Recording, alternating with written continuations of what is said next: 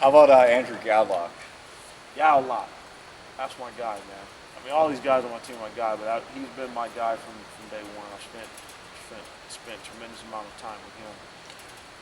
And he's a tremendous young player. He's a lot of ability, and I think he was able to show people early on in the year with his playing time that he has the ability to play and score in this league. No question about it. I think the biggest challenge for Goudelock now is to become more of a point guard. He's a two guard in a point guard's body, and not to say he's not effective. I mean, he was very effective when he played for us. He knocked down big shots. He's probably got one of the best floaters in the NBA. That is probably that's definitely his signature move. He's worked on that shot endlessly, and he's very comfortable with it. We spend a lot of time and trying to cover as many areas of the game with him as possible, trying to help him with his footwork, his ball handling, shooting off the dribble. I think the biggest thing we work on with him is him becoming more comfortable using his right hand and scoring to his right. He's very comfortable scoring left, freeing himself up, going to his left. I think the more he played, teams tried to take away his left hand, and he still found ways to score. But want him to be able to be efficient, both hands, and that's going to help as he continues to improve that point guard ability. How about on defense? He has a long way to go. Yeah, where's I think for him, I think the biggest thing is being able to negotiate screens. He found himself a lot in pick and roll, especially with the way Coach Brown likes to play. I think that's going to be his biggest learning curve, learning how to negotiate, how to stay with his defender, fighting over the top of screens. There were so many times with Andrew would get hung up on pick and rolls.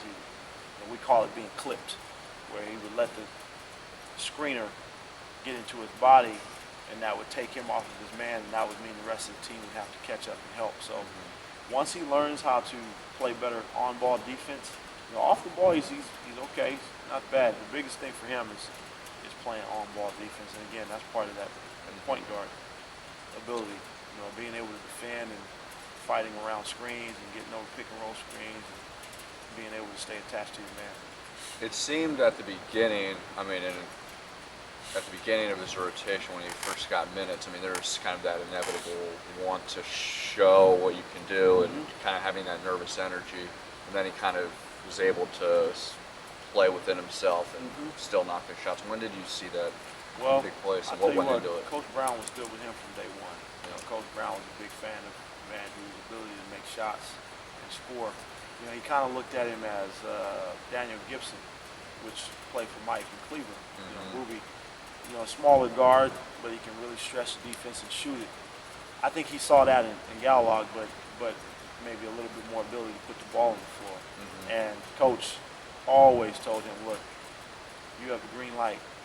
And I don't think there's too many rookies that hear that from their head coaches in this league, unless you're a lottery pick or, but he told Andrew, look, you have the green light, that unit, if you're open, I want you to shoot it. If you have an opportunity to make a play, I want you to make plays. And I think he tried to put him at ease, to say, I don't want you on the floor thinking, I want you to score. And as we go along, we'll try to get you better with the rest of the things. So I think once he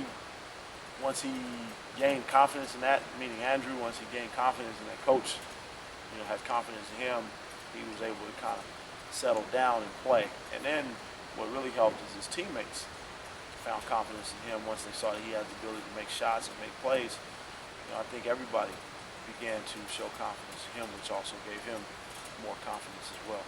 So before the game, and he's with you a lot. What does he do? We do. I always get him out and try to do short range shooting again, just work on his form. We do a lot of floaters from short baseline. So with his shooting, we'll do 5 spots, 5 makes, and then we'll come back and do some jab work, footwork, leading into his floaters. So we'll do from the corner. We'll get to the middle floor, make 3 floaters. From the elbow, we'll get to the baseline, make 3 floaters. And so we'll hit 4 spots where he has to make 12 floaters total, and that's with his right hand and left hand. So try to keep his float game going. And then once we get him warm and sweating, I do a lot of breakdown stuff with his ball handling. try to keep him with his crossovers and behind the back, just really trying to help him have the ability to free himself up from defenders. So 4 spots each hand? 4 spots each Okay. hand. And how many reps each spot? 3. Okay. 3 makes with his right hand. We're, So we're talking about 24 makes on floaters. Right hand, 12 with his left hand, 12 with his right hand. And he's pretty efficient with that. I think his left hand floater is something that he's really trying to work on. Not as efficient with it, but I mean his right hand floater is, like I said, man, it's one of the best I've seen, around the NBA, and it's a shot he's really developed. How about Devin Ebanks? I've spent a lot of time with Dev as well. The biggest thing for Devin is, he's such a good. He's long, he's athletic. He really needs to become a better shooter, more consistent shooter. He has the ability to shoot the ball, but Dev has a tendency to change his shot a lot. So we've tried to focus on helping him shoot the same shot, shoot the same rhythm, use the same motion every time he shoot. And so the last few weeks, Dev and I put a lot more time into that. I think the hardest thing for him was, he was a kid coming in who had the possibility of starting, possibility of being a backup 3, and for most of the year he hasn't played. And now that Kobe's been out the last few games, he's been inserted into the starting lineup, and I think he's done a good job. He hasn't hurt the team, he hasn't hurt himself. He's been pretty solid, in playing that role. And what is the team 4-0? Him in the starting lineup, so that's. That's a good. That's pretty good anyway. That's a good record for him. That's a good stat line. But I think for him to be able to just knock down shots consistently, when he's open, I think that's going to be a big thing for him. So we spent a lot of time, pretty much consistently. Now for Dev, I'll start him even closer. We'll start on the block and we'll shoot bank shots. Working on his form and technique. So we'll go 10 from the right block. We'll do 10 in the middle of the floor, straight in, and then we'll do 10 from the left block. Just a lot of reps with his form, and then we'll step out, short range, and we'll do 5 spots, 5 makes. And then we'll come back from the elbows. I like to have him do 1-drill pull-ups, where he's working on sweeping the ball low, keeping his dribble quick and his feet quick, and just lifting straight up and down, and again working his form and his technique. So we'll do 5 from the right elbow and 5 from the left elbow, going right hand and left hand. So basically it's 10 each. So 10 to his right, 5 to his right, 5 to his left. So he'll do 20 of those.